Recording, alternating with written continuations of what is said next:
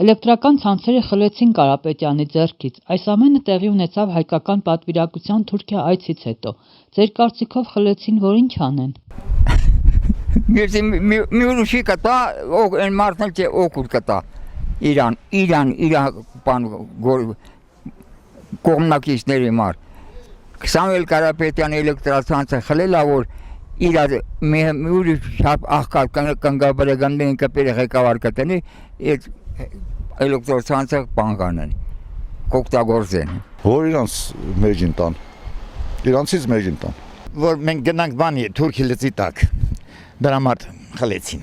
որ հապատակվենք Թուրքիային, էտա։ Ես ձեւ որ գնա Հայաստան պետք է Թուրքիային տան։ Գուցե զուգադիպություն եղնի կամ ինչ որ մի հատ բան կա պայմանավորված չեմ կրասեմ։ Տան ուրիշի էլի չանել։